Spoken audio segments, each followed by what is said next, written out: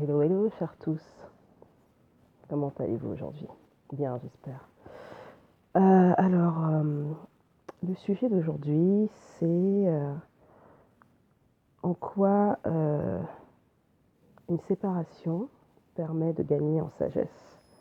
Alors, pardon, loin de moi toute incitation aux personnes en couple de se séparer, parce que pour moi, le couple ou une relation fusionnelle entre deux personnes amoureuses ou amicales, c'est le meilleur moyen de gagner en sagesse, d'apprendre sur soi, sur les autres et de travailler sur soi, quoi.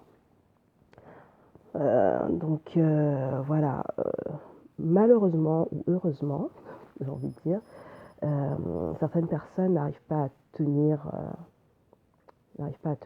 sur le long terme avec leur partenaire de vie ou d'amis ou peu importe, mais parce que ben, c'est dur, c'est dur, et ils se séparent.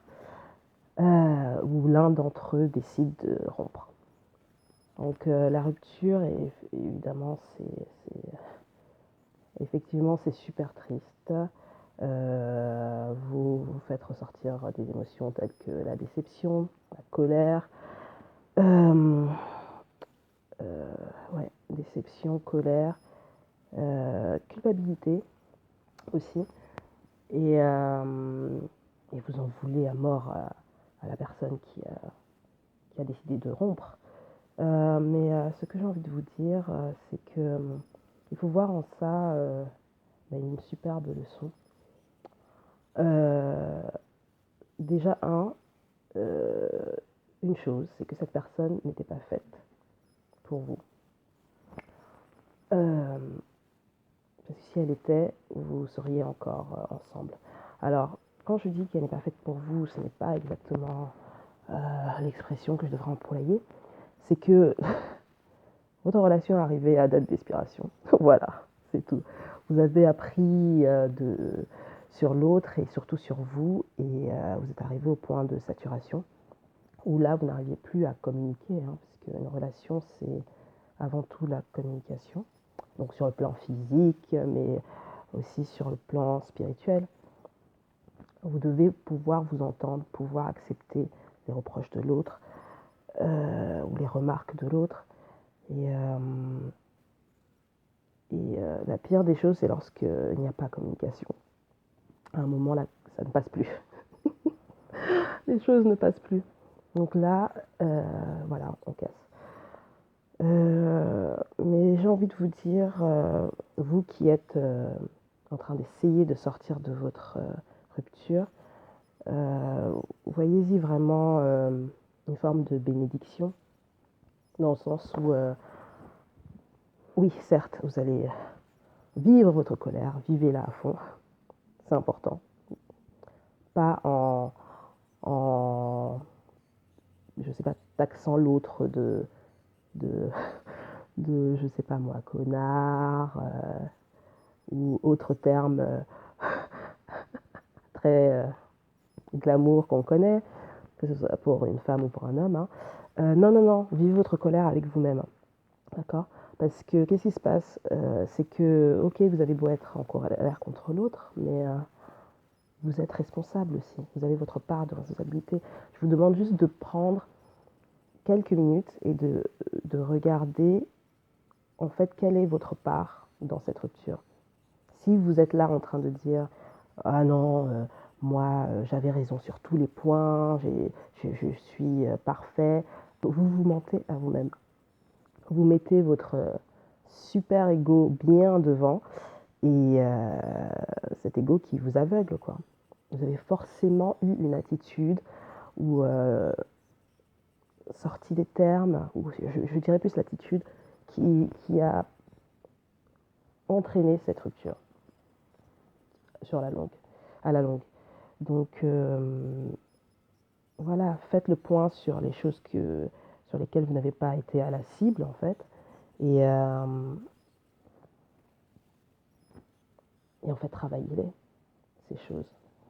Alors, je ne vais pas citer, faire une liste, une liste de toutes les choses qui pourraient contribuer à une rupture.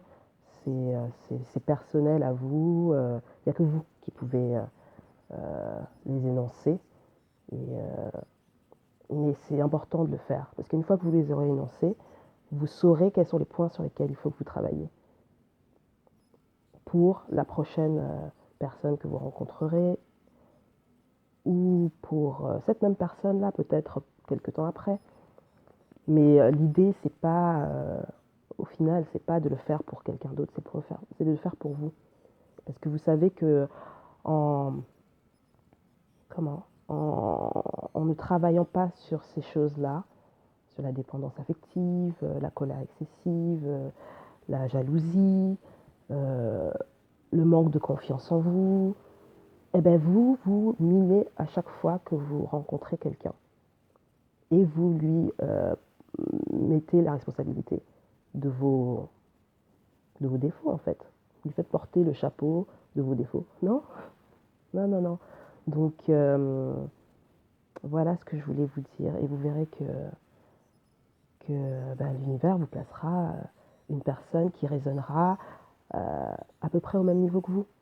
Après que, enfin, une fois que vous aurez fait ce travail. Voilà. C'était court, mais voilà, je dois faire court.